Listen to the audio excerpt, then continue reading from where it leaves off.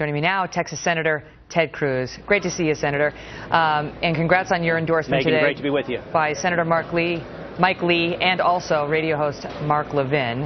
I want to ask you about whether you think that exchange helped you, because how we're getting bilked by countries like China has been an issue that's worked very well for your competitor, Donald Trump. Well, look, it's a very real issue. People are unhappy because we are getting killed in international trade. But the problem is Donald has no solutions for it. He doesn't know how to fix the problem. You know, every problem he has, he just says, we'll make things great. We'll make them great.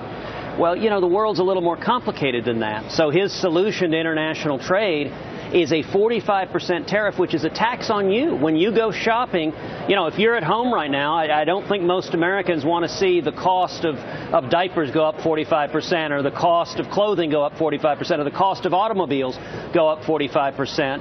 And what I laid out, there's another way to fix this, and that is the tax plan I've laid out. My tax plan, a simple flat tax, 10% for everybody. We abolish the IRS, but it also has all exports tax-free.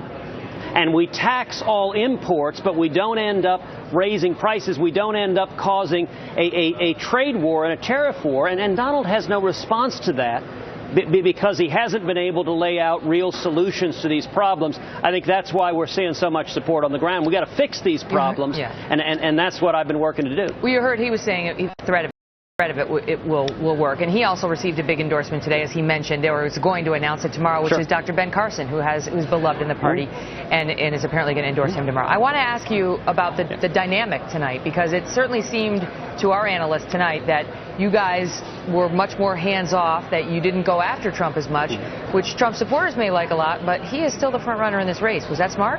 Right. Well, listen, I think it was good tonight that we had a much more substantive debate. The last couple of debates, Donald and Marco really got nasty. They were insulting each other. They were talking about each other's body parts. I mean, it was pretty ridiculous. And so I was glad to see that nonsense ending. It was something I called for right at the opening of the debate. Let's talk about the substantive problems facing the working men and women of this country, facing the single moms, facing the college students, facing the truck drivers and electricians and plumbers. And I think tonight we did that.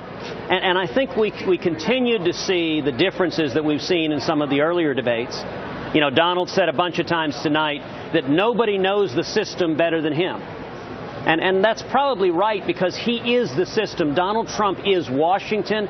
He is big business. He has been part of the corruption for 40 years.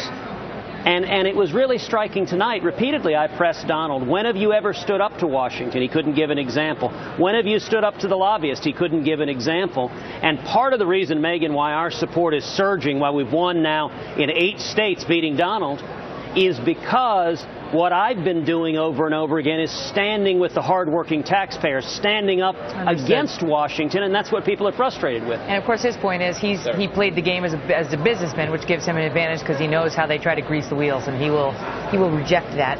He will reject the grease. I got to run, Senator. Yeah. But all right. Great Thanks to see a lot, you. Thanks Megyn. for joining us tonight.